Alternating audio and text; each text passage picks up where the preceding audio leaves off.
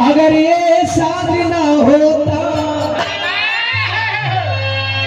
अलग अंदाज ना होता, यदि शायद टीचर बनने की ख्वाहिश थी, टीचर क्वालिफाई कर गया था, और यदि टीचर बन के किसी विद्यालय में होता तो क्या आप लोग इस तरह से मिल पाते? इसलिए मैंने एक शेर लिखा था, जरा ओपन कर दो भाई। कहीं कहो मुंह बंद कर ली, डायरी खोल लेंगे। अगर ये साथ ना होता अलग अंदाज ना होता, दलित पिछड़ो यति पिछड़ो के सर पे ताज ना होता, नहीं होते अगर अम्बेडकर साहब मेरे यारों। दोस्त, रिश्तेदार, पंडित जी, आप लोग हंस क्यों रहे हैं? आप लोग बहुत दूर जा रहे हैं। हम भगवान की बात कर रहे हैं। इसको फर्स्ट वाले लेवल पे लाइए ना, फर्स्ट वाले लेवल पे लाइए, ये दबे ना। आओ भैया। नहीं होते अगर अम्बेडकर साहब मेरे यारों, बहुजनों का कभी भारत के अंदर राज ना होता।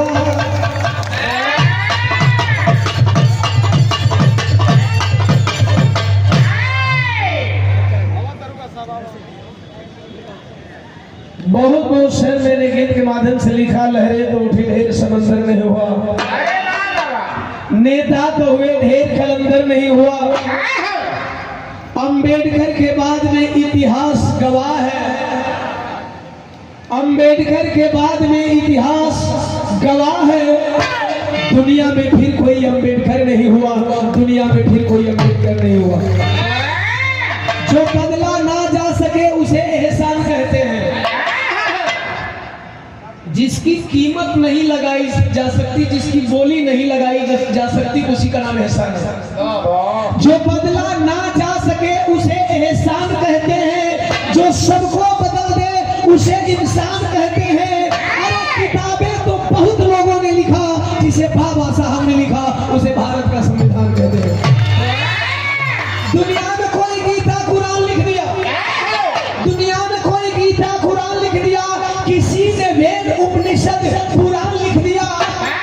मिसाल ये मानवता का पेश कर गए, मिसाल ये मानवता का पेश कर गए। उठी कलम तो पावन संविधान लिख दिया, उठी कलम तो पावन संविधान लिख दिया।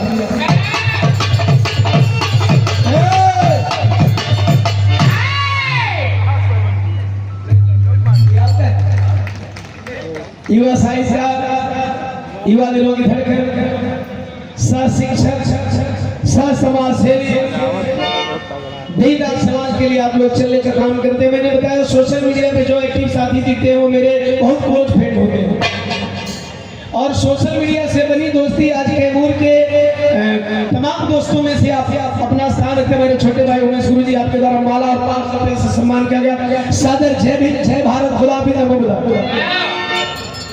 मैंने लिखा राग भाई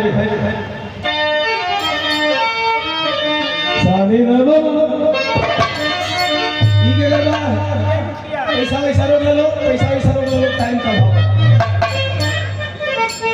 सरोजिया तुम पैसा वैसा रोक ले लो, पैसा बड़ी दे लो। सुन ले, टाइम नहीं खेल। आज लाया जिसने कलम जुग को देती गवाही पेन है, लाया जिसने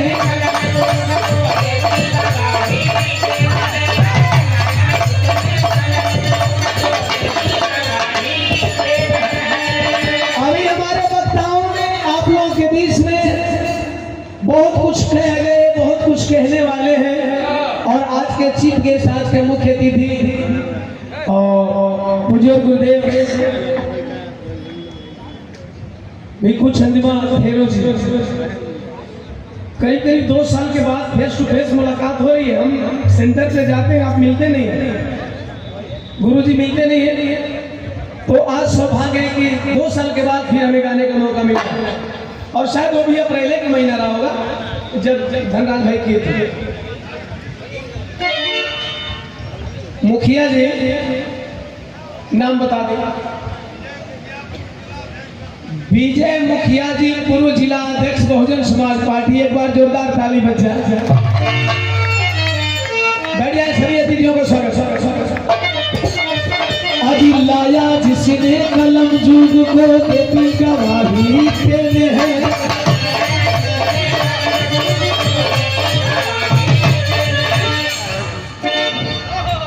अरे डीएम सीएम पीएम बनना बाबा साहब की देन है।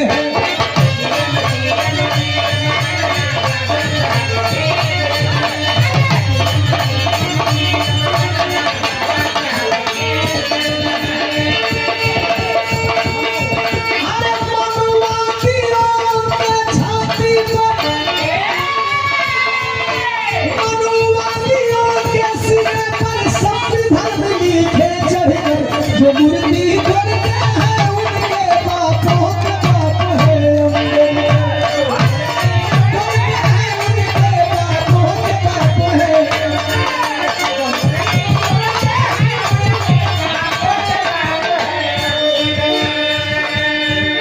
कोई बुरा नहीं मानेगा, मैं किसी का नाम नहीं ले रहा हूँ, किसी को इंडिविजुअल नहीं बोल रहा हूँ। मेरी बात उन तमाम लोगों पे लागू होती है जो बाबा साहब से द्वेष करते हैं, बाबा साहब से घृणा करते हैं, बाबा साहब के विचारों को नहीं मानते हैं। और हम बहुजन समाज के लोग अपने महापुरुषों की मूर्ति का स्थापना करते हैं। जब मूर्तियों का अनावरण होता है हम मूर्ति को लगा देते हैं समाज के बीच में, ताकि हमारा समाज जान सके कि हमारे महापुरुष हैं। और असामाजिक तत्व के लोग उन पे बात लागू है, सबसे हमारी बात लागू नहीं होती है। भाई का कहना रिपीट हो जाए तो आप हमारा रिपीट कर सकते। हरे मनुवादियों के छाती पर, मनुवादियों के छाती पर संविधान लिखे चढ़कर जो मूर्ति करते हैं उनके बापों का बाप है।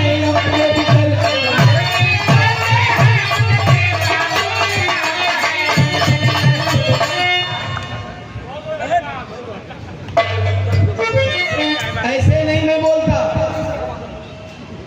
हमारे महापुरुषों का सिद्धांत है जानो तब मानो, बिना जाने मत मानो। मैंने जो कह दिया उसे मानना नहीं कि बापों के बाप है।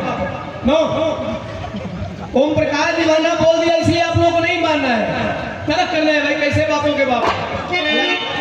रुक को हालांकि मुझे पता है आप लोग मुझे मानते हैं, आप लोगों को पता होगा कि जो कह रहा है जरूर कहीं ना कहीं से फैक्ट निकाला होगा। आप नहीं तर्क कर सकते हैं, लेकिन तर्क करने वाले अगर करते कि भाई कैसे है बाबा साहब डॉक्टर BR अम्बेडकर हमारे बापों के बाप है, जो मूर्ति तोड़ते हैं तो तर्क निकालेंगे। तो ये लाइन बहुत कुछ साबित करने जा रही है। 9 भाषा की जानकारी थी, ओ 32 डिग्री धारी थे। अभी साहब अपने स्पीच के माध्यम से बता रहे थे कि शिक्षा वो नहीं है। लोग कहते हैं शिक्षित करो, संगठित करो, संघर्ष करो। यहाँ लोग शिक्षित भी हो जा रहे हैं, संगठित भी हो जा रहे हैं, संघर्ष भी कर रहे हैं, लेकिन कुछ हो। और बाबा साहब ने पहला सत्याग्रह आंदोलन किया था, महाड़ तालाब आंदोलन, और बाबा साहब का पहला सत्याग्रह आंदोलन ही सफल हो गया। अब आप सोच लो कि सत्याग्रह आंदोलन अपने लिए करते हो, अपने पद प्रतिष्ठा के लिए करते हो या समाज के लिए करते हो? समाज के लिए किया गया कार्य कभी अधूरा नहीं होता है, समाज के लिए खड़ा किया गया आंदोलन कभी अधूरा नहीं रहता।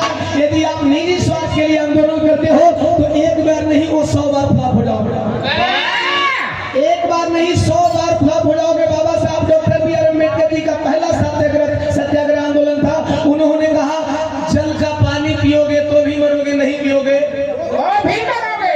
बात याद आई?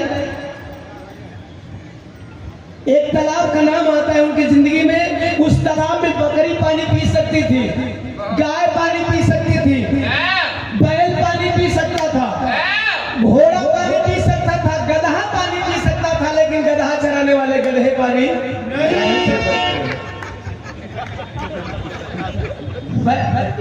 हंसने में क्या बात है? आर्टिस्ट है, थोड़ा मनोरंजन जरूरी है, क्योंकि फाइनली इसी से लोग उब जाते हैं, है ना। तो हम लोग थोड़ा अपनी बात अलग तरीके से रखते हैं ना। यानी गधा बैल चलाने वाले पानी नहीं पी सकते थे। बाबा Saheb doctor B R Ambedkar ji ने कहा पानी पियोगे तो भी मरोगे, पानी नहीं पियोगे तो नहीं मरोगे। मरना है, दोनों सूरत हाल है, लेकिन दोनों मरने का तरीका अलग होगा। दोनों मरने का तरीका अलग होगा। एक लौटा बाबा Saheb doctor B R Ambedkar थोड़ी अभियान सफल कर लिया। दोनों मरने का तरीका अलग होगा। लोगों को उन्होंने अपनी लैंग्वेज में बताया कि पानी नहीं पी करके मरोगे तो भी मरना है, पानी पी करके मरोगे तो भी मरोगे। दोनों मरने का तरीका अलग होगा। पानी नहीं पी करके मरोगे, तुम्हारी पीढ़ियां या जीवन गुलाम बन करके रहेगी। लेकिन अगर हो सकता है आज पानी पीने के लिए तुम्हें लाठी खानी पड़े, तुम्हें चोट खानी पड़े, तुम्हें डंडा खाना पड़े, लेकिन अगर आज इस पानी पर अधिकार जताते हो तो आने वाली तुम्हारी पीढ़ियां सदा के लिए आजाद हो जाएगी। एक मंत्र बाबा साहब का अपने समाज को खड़ा कर दिया तालाब के किनारे पे। अर्थात ऐसा आंदोलन होना चाहिए। इसलिए आंदोलन नहीं होना चाहिए कि मैं अपने पार्टी का अध्यक्ष बना रहूं। इसलिए आंदोलन नहीं होना चाहिए कि मैं अपने संगठन का अध्यक्ष बना रहूं। आंदोलन इसलिए होना चाहिए कि अगर हमारे 100 संगठन है तो मैं कुछ ऐसा करूं कि वो 100 संगठन इसी तरह एक मंच पे आए और बहुजन की ललकार और बहुजन की आवाज बन करके इस बहुजन समाज के बीच में ललकार। बाबा साहब का ये आंदोलन था। अब मैं प्रमाणित कर रहा हूं कि क्यों तुम्हारे बापों के बाप थे जो मूर्ति तोड़ दो भाई लोग। नौ भाषा की जानकारी थी, वो 32 डिग्री धारी थे, तेरे ज्ञानी बाप दादाओं पर बसे कर भारी थे, तेरे ज्ञानी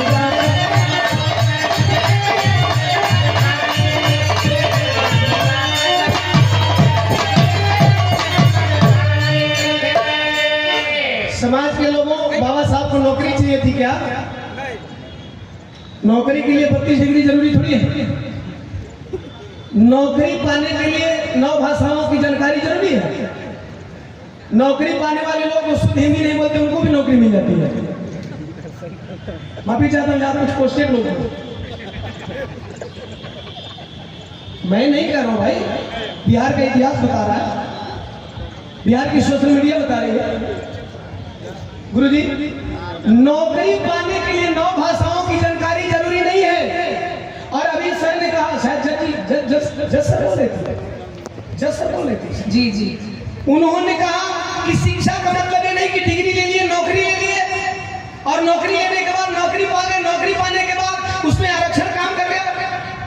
मेरी किस में भी आप नहीं हो, आरक्षित कैटेगरी में हो और उसके बाद सब कुछ पा लिए, आप नौकरी पा गए, आप बहुत बड़े पोस्ट पे हो गए, लेकिन इस नौकरी का श्रेय किसे देते हो? इटावा माई को। माई आप ही की कृपा से तो नौकरी लगी। हमारे जितने भी साहब आए आप लोग धन्यवाद के पात्र हैं कि कम से कम इस बात को याद रखते हैं। तो बहुत ऐसे साहब हैं। हमारे एक ढोलक मास्टर, इनके साथ इनके गांव में भी एक जज साहब है, जयंती पे केवल कै रुपया इनाम देते थे? 5 रुपये देना। मजाक में नहीं करो साहब, मंदिर में आप लोग धन्यवाद के पात्र हैं। शायद ऐसे शिक्षित लोगों के लिए बाबा साहब ने कहा था कि मुझे पढ़े लिखे लोगों ने, आप जैसे लागू नहीं होती है। तो ये चीज है, नौकरी पाने के लिए नहीं, उनको ये पता था कि देश में विभिन्न बोलियां बोली जाती है, विभिन्न भाषाओं के लोग हैं। हमें उनके भाषाओं में, उनके विचारों में अपना विचार करना होगा, उनकी बातों को समझना होगा और मेरी बात को वो समझ सके, जो मैं बताना चाहता हूँ वो लोग जान सके। इसलिए उन्होंने 9 भाषाओं की जानकारी ली। कोई 9 भाषा में, वो संस्कृत बड़ी जटिल भाषा है, यही में कुल गुलामी वाली किताब लिखा गई। कुल गुलामी वाली किताब कौन भाषा में जन्म? संस्कृत में। वही में मनुस्मृति का नाम आता है। तो आइए कुछ सुनेंगे।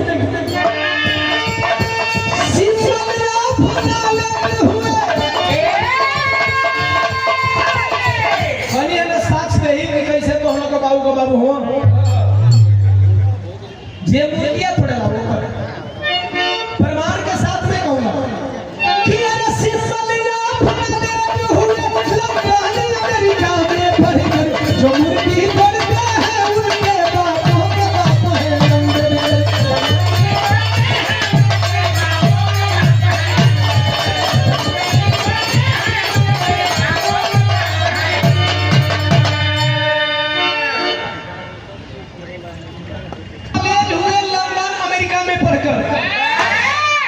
सिंबल ऑफ नॉलेज का खिताब यूं ही नहीं मिल गया। कोलंबिया विश्वविद्यालय को जब 3 वर्ष हुआ और 3 वर्ष होने के दौरान वहां के राष्ट्रपति बराक ओबामा जी थे, उन्होंने सर्वे कराया, अदर कंट्री से आए हुए तमाम मेधावी स्टूडेंटों की लिस्ट बनवाई और 1-2 स्टूडेंटों की लिस्ट नहीं बनवाई बल्कि 100 पूरे वर्ल्ड से, पूरे संसार से, यूनिवर्सिटी विश्वविद्यालय अर्थात पूरे देश से, वर्ल्ड के सभी देशों से जितने भी मेधावी स्टूडेंट वहां अध्ययन किए थे, अपने पूरे जीवन काल में स्टडी किए थे, उन स्टडी किए हुए तमाम छात्रों की लिस्ट बनाई गई और उनमें से 100 मेधावी छात्रों की लिस्ट तैयार करवाई गई बराक ओबामा जी के द्वारा। और 100 मेधावी छात्रों में नंबर 1 पे नाम जानना चाहेंगे किसका था? 100 मेधावी छात्रों में नंबर 1 पे नाम था बाबा Saheb doctor B R Ambedkar. यहाँ तो हम बिहार टॉपर होते हैं तो सीना फुलाकर घूमते हैं, स्टेट टॉपर होते हैं तो सीना फुला करके घूमते हैं, जिला टॉपर होते हैं सीना फुला करके घूमते हैं। बाबा साहब वर्ल्ड टॉपर थे, वो भी 100 में एक थे। तब अमेरिका वालों ने कहा सिंबल ऑफ नॉलेज, ज्ञान का प्रतीक, ज्ञान का चिन्ह, अगर कोई ज्ञानी व्यक्ति दुनिया का है तो उसका नाम है डॉक्टर बी आर। और उन्होंने कोलंबिया विश्वविद्यालय के मेन गेट पे लिखवा दिया सिंबल ऑफ नॉलेज। साहब इतना ही नहीं, बराक ओबामा साहब ने यह भी कहा कि अगर अम्बेडकर हमारे देश में जन्मे होते तो हम इन्हें सूरज कहते। आई बात समझ में? सूरज कहना अर्थात पूरे दुनिया को रोशन करने वाला व्यक्ति। इतने ज्ञानी थे बाबा Saheb doctor B R Ambedkar. पढ़ने लिखने वाले साथियों को मैं बता देना चाहता हूँ, अभी हमारे वक्ताओं ने बताया है डिग्री मायने नहीं रखती, ज्ञान मायने रखता है। अगर डिग्री मायने रखती तो Baba Saheb doctor B R Ambedkar Tathagata Gautam Buddha ji को अपना गुरु नहीं मानते। हमारे वक्ताओं ने भी अपने स्पीच के दौरान कहा ज्योतिबा फुले को गुरु नहीं मानते। कबीरदास है भाई, ऐसी नहीं लगी, फिर बाद में आएंगे कभी ना, बाद में आएंगे। ज्योतिबा फुले को गुरु माने, संत कबीरदास जी को गुरु माने, इसलिए आपको ज्ञानी होना जरूरी है। शिक्षित होने के साथ साथ आपके पास ज्ञान क्या है, जो शिक्षा हासिल किए हो उसका सदुपयोग करते हो या उसका दुरुपयोग करते हो। गीत की आखिरी कड़ी टाइम को देखते हुए गुरु जी को भी बोलना है। जब अंग्रेजों ने मांगा था भारत का संविधान सुनो, संविधान को बचा कर रखना है, फिर दोबारा अंग्रेज संविधान मांगने नहीं आएंगे कि भाई तुम्हारे देश की स्थिति ठीक नहीं है, तुम्हारे देश में कोई नियम कानून नहीं है, नियम कानून दे दो। अंग्रेज आएंगे ना दोबारा आपको संविधान लिखने का मौका मिलेगा नहीं, आपको दोबारा संविधान पे चर्चा करने का मौका मिलेगा। जो कुछ है अभी तक है इसको बचाओ। इसलिए ओम प्रकाश दीवाना कहता है उन मूर्ति तोड़ने वाले देश के असामाजिक तत्व के लोगों से जब अंग्रेजों ने मांगा था भारत का संविधान सुनो, तेरे बाप दादा ना लिख पाए ऐ बचा का संविधान सुनो, तेरे बाप दादा ना लिख पाए।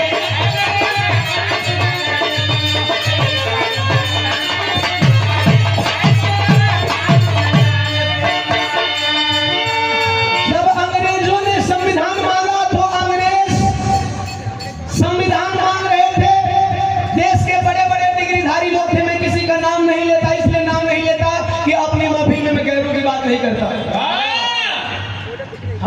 सोने की परख कराते हैं, दूसरे के चांदी की क्वालिटी नहीं बताते हैं। बाबा साहब सोना है, बाकी देश के तमाम बाबा साहब के विरोधी चांदी के बराबर भी नहीं है। मैं नहीं कहता कि आप अपने चांदी की अंगूठी उतार दो, मैं कहता हूं सोने की परख कर लो, चांदी की अंगूठी अपने आप उतार करके फेंक दोगे। सोने की परख कर लो, चांदी की अंगूठी अपने आप उतार करके फेंक दोगे। तुम्हें लिए चांदी नहीं लगे, चांदी की अंगूठी है रक्षा नहीं करता। आज उनके वंशज कहते हैं बाबा साहब के संविधान में बहुत सारी कमियां हैं। अरे वाह भाई, तुम्हारे बाप दादा को लिखने नहीं आया और उन बाप दादा के अनपढ़ औलाद जो 5 फेल है वो कहते हैं बाबा साहब डॉक्टर बी.आर. अम्बेडकर के संविधान में बहुत सारी कमियां हैं। तो उस संविधान क्या मैं बोलना चाहूंगा, तेरे बाप दादा ना लिख पाए, अरे बच्चा पास ना गान सुनो।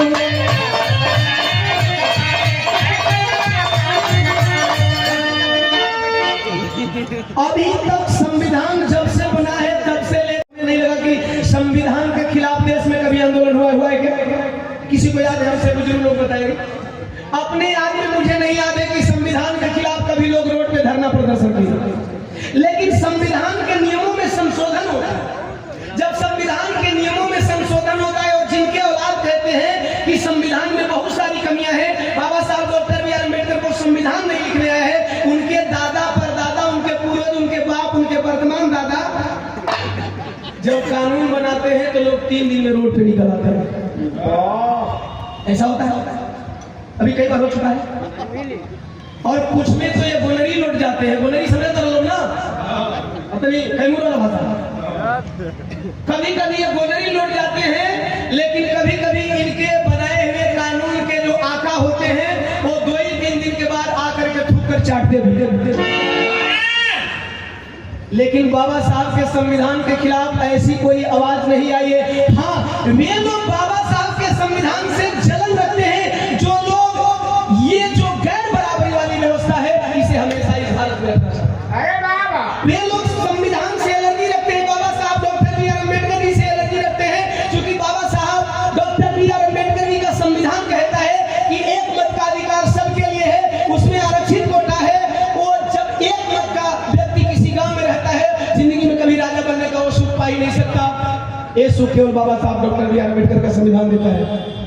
और यही चीज उन लोगों को नागवार गुजरती है, क्योंकि राजा का बेटा राजा, राजा का बेटा राजा, का राजा का बेटा राजा, बात तो बहुत बड़ी है लेकिन इसे शॉर्ट करा, इसलिए उस प्रकार दीवाना कहता है। अरे दीवाना झूमे जमाना,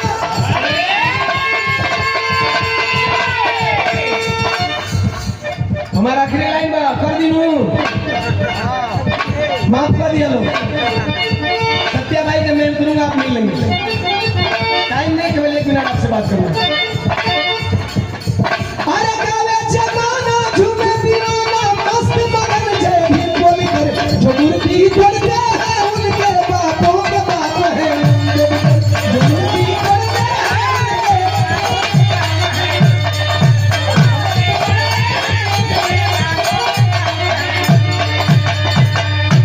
जय हिंद, जय भारत, खुदा हाफिज़, नमो बुद्धाय, जय संविधान।